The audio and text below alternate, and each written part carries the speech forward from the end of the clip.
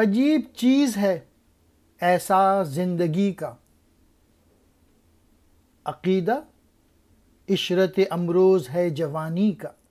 عقیدہ یعنی یقین، ایمان، عشرت امروز آج کے دن کی عیش۔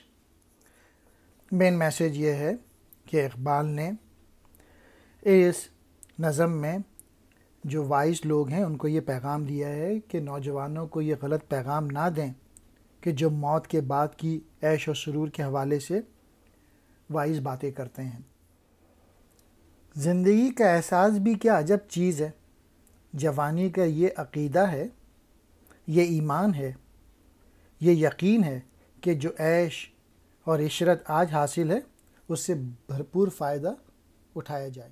The main satisfaction a person can get is to play the game of life every single day. That's the way of contentment.